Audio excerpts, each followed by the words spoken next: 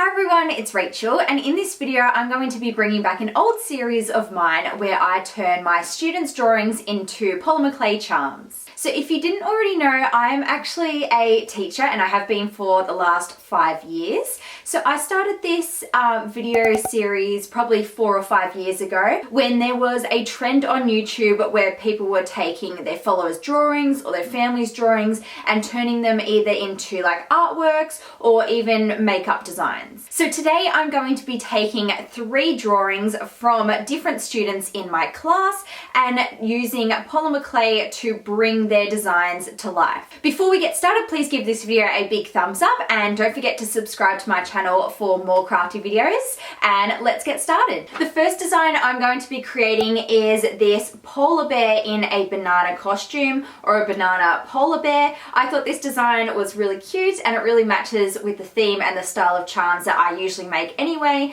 so I really wanted to give this one a try. I'm of course starting off with some yellow polymer clay to create the banana. So here I've just rolled some into a ball and then I'm using my work surface to help me shape it into a banana. So I'm focusing on making the ends pointed while trying to keep the middle section of the banana nice and wide so that I can fit in the polar bear. I then took a large ball tool and I'm making an indent, and then this is where I'm going to go ahead and add in the polar bear's head using white polymer clay. I then made some ears and I trimmed off the pointed parts so that I could easily attach them onto the head, and then of course I blended these down. I'm now moving on to the face and I'm using the drawing as a reference. So the face is made using black polymer clay, and then I've also got these little white spots of clay on the eyes for the light reflection parts, and then some pink polymer clay for the tongue sticking out of the mouth.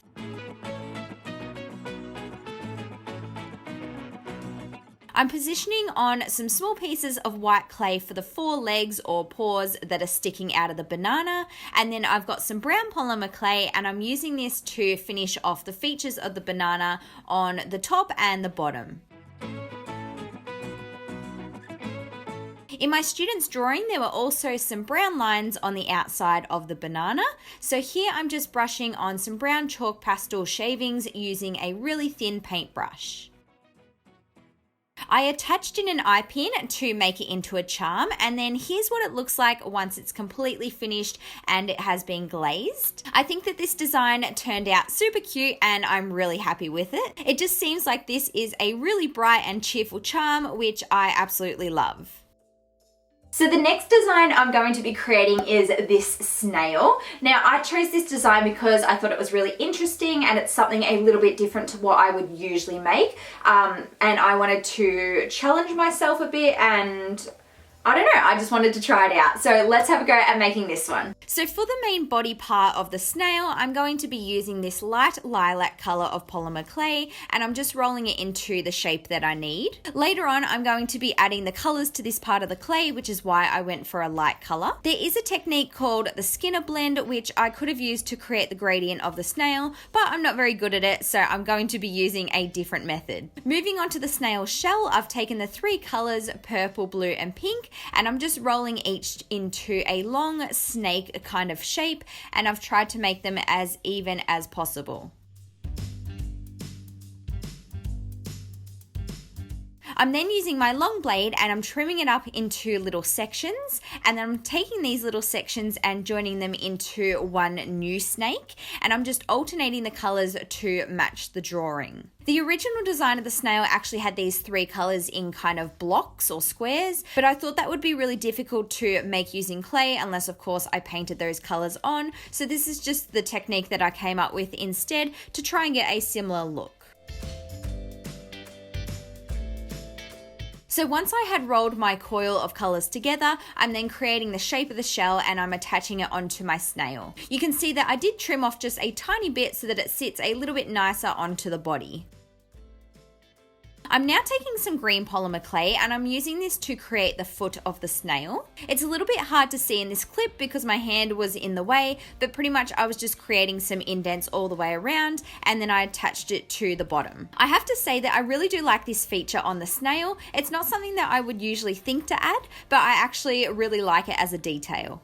So to create the snail's eyes, I'm using some wire and you can see that I've used my pliers to bend it into a wavy shape. I've added a little bit of Sculpey Bake & Bond liquid clay onto the ends so that I could attach on a black ball of clay for the eye, and I'm also adding 2 small pieces of yellow clay to match my student's drawing.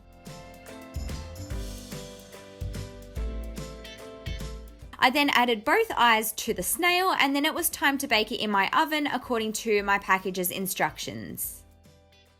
So after baking, I used some super glue to help secure the eyes into the polymer clay, and then of course I had to create the gradient on the body of the snail. So I'm going to be using my chalk pastel shavings and then I just dusted these straight onto the baked polymer clay. I tried to create the gradient as best that I could just by building up the colors and continuing to dust them on until I was happy with it. So here is what the finished snail looks like, and you can see it next to the original there as well. Of course, the colors are a little bit different. Mine are much more pastel, but that's mainly because the original drawing was done with textures. But overall, I'm really happy with this design, and I had a lot of fun making this charm or this figurine because it's something that I wouldn't usually make.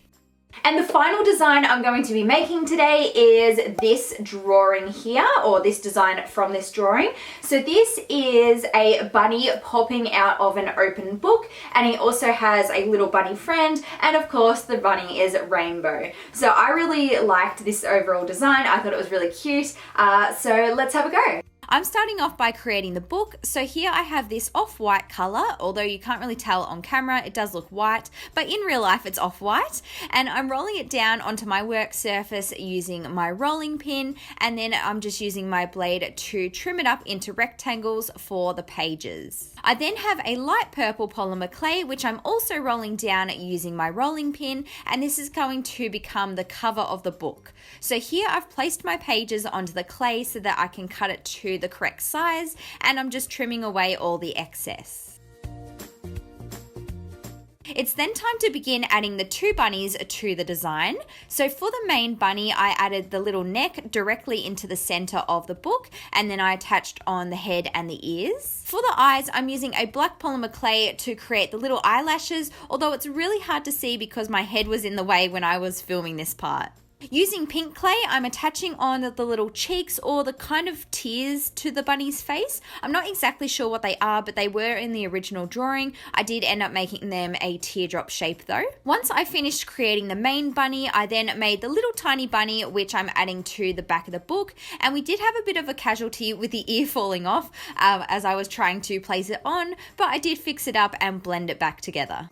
So at this point, I went ahead and baked the whole charm in my oven, and then when it was finished baking, very similar to what I did with the snail, I used my chalk pastel shavings to give the bunny its rainbow look, and I'm just dusting these on using a thin paintbrush. I did the same to both bunnies, and then I also used some grey acrylic paint and I painted the words onto the pages in the book.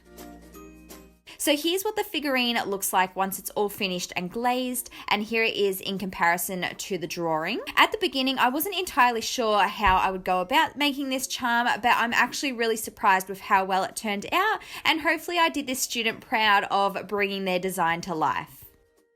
So that's everything that I have for this video today. I hope you enjoyed watching me turn my students' drawings into polymer clay charms and figurines. I do really enjoy filming videos for this series because I get to see how creative my students can be and also challenge myself and my own skills as well. So thank you so much for watching, and I'll see you next time. Bye guys.